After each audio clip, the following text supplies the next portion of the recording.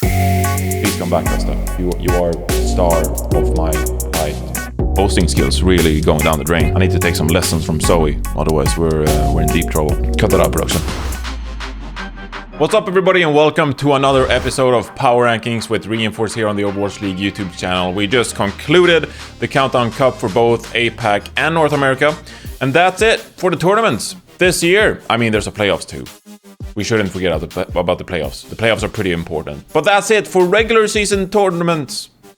You get the point. Anyway, I'm here to present my power rankings following the conclusion of the Countdown Cup. We've had some pretty interesting compositions this past week. We saw some teams opting for the Brawl compositions. We saw some teams playing the Double Shield composition. Some Reaper came out. Not a big fan of that, you know. Maybe you're a Reaper fan. I don't know. Leave a comment down below.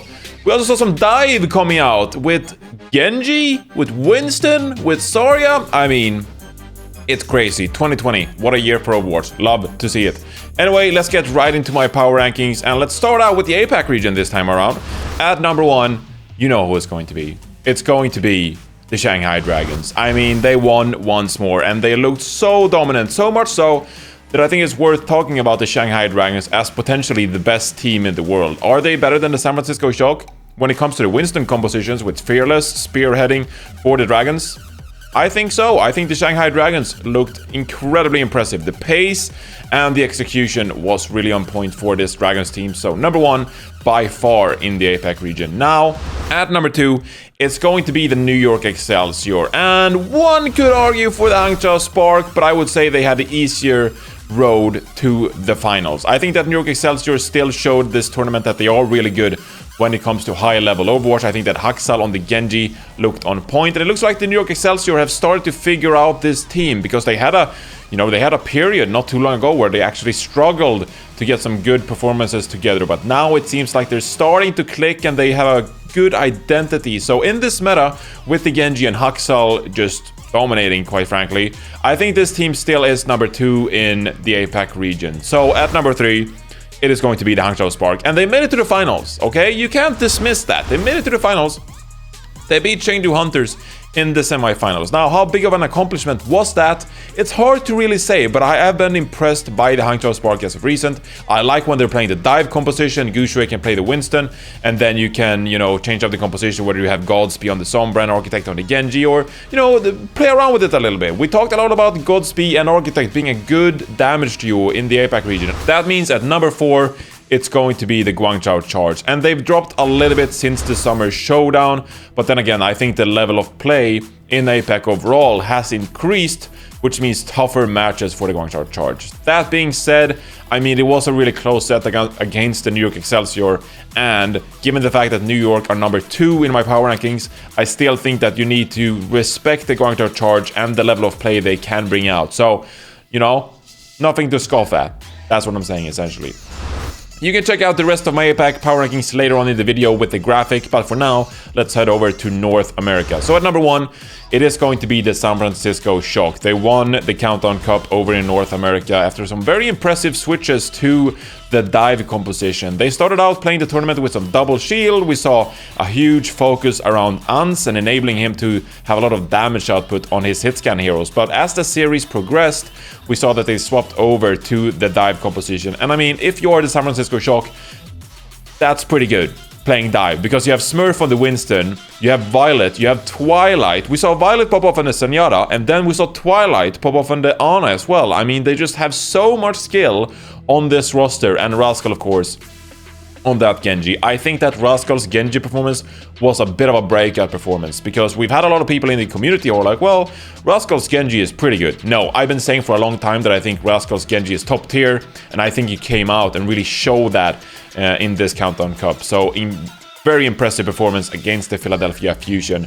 Philadelphia Fusion is a fantastic dive team on their own right, and that's why they are the second team in my North American power ranking. So congratulations to you, Fusion. You actually moved up to number 2, and you now have a chance for number 1. I know that there's still a few Fusion fans watching this video, so good for you guys. I'm happy for you.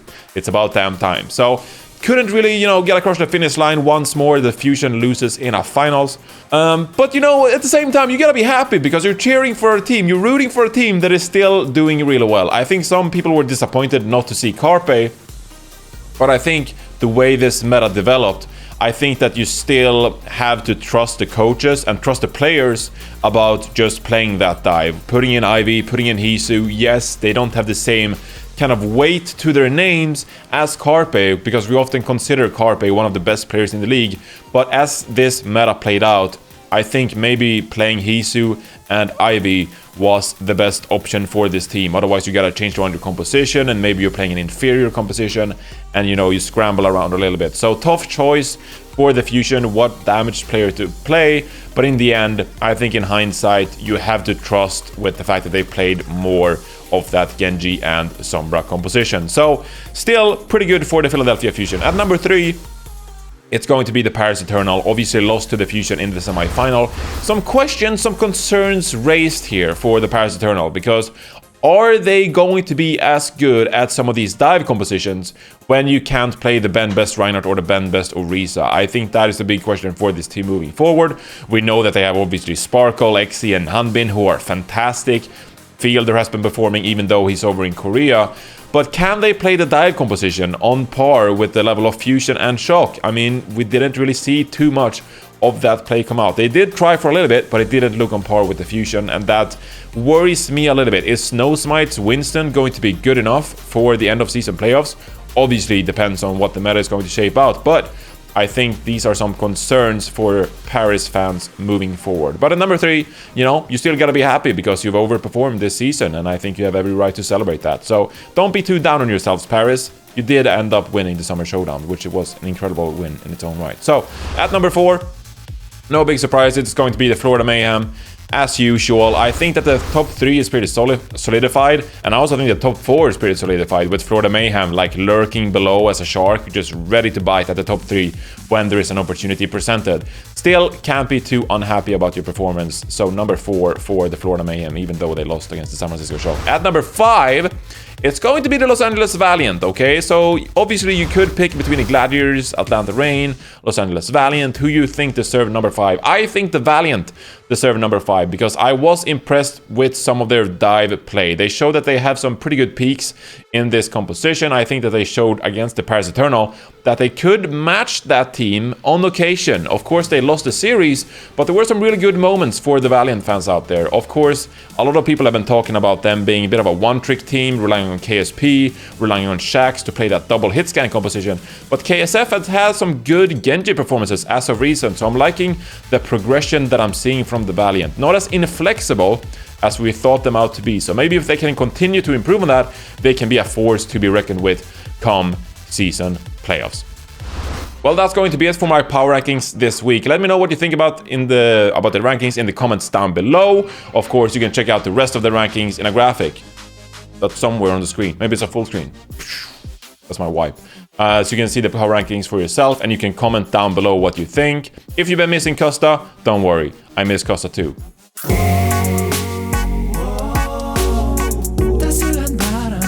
Please come back, Custa. You are the star of my light. I don't know what I'm talking about. Anyway, thank you so much for watching this week's power rankings. Let me know what you think about the comments. Like the video, dislike the video, whatever. Whatever makes you happy. Take care so much this week, and I'll see you next week for more power rankings.